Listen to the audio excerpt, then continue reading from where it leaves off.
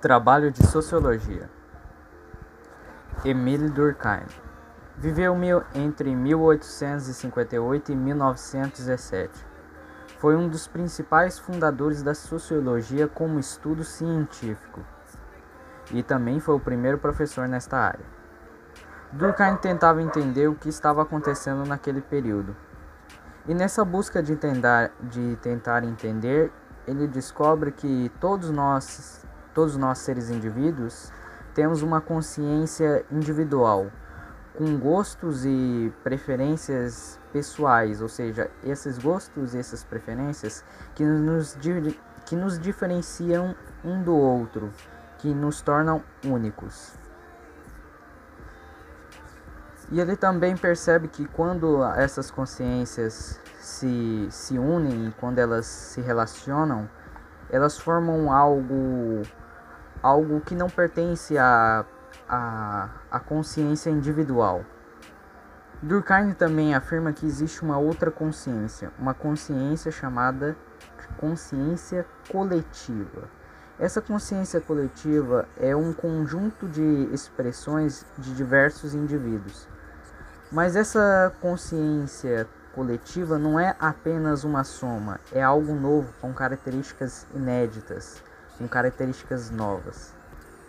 E essa consciência pode ser percebida, ou melhor dizendo, pode ser vista também nos fatos sociais.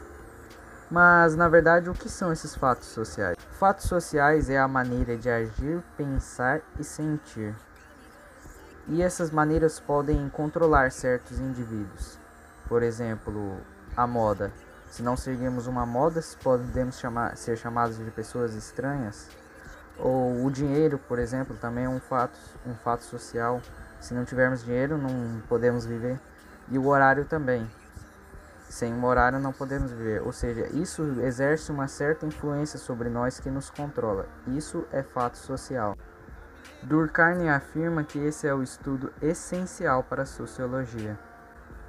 Karl Marx viveu entre 1818 a 1883. Foi um filósofo, sociológico, economista, jornalista e um grande revolucionário socialista.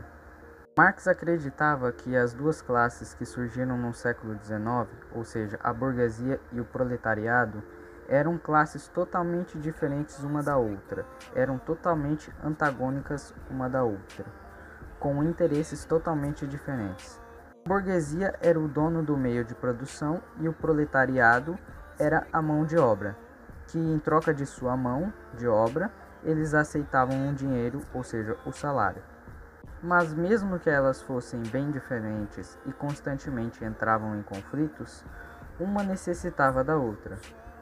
A burguesia necessitava da mão de obra do proletariado para poder funcionar a empresa, e o proletariado precisava do lucro que o burguês ia receber com a mão de obra do proletariado. E esse processo foi chamado por Marx de lutas de classes. Esse processo também para Marx foi o que fez com que a história se modificasse e se desenvolvesse. E por fim ele conclui que a burguesia é a classe mais poderosa controlando os meios de produção, explorando a mão de obra do proletariado. Max Weber viveu entre 1864 a 1920. Weber foi um sociólogo e um destacado economista alemão.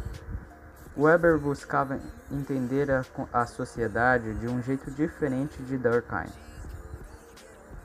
Weber acreditava que a realidade da sociedade era tão ampla que deveria ser especialmente recortada para ser realizado um estudo científico.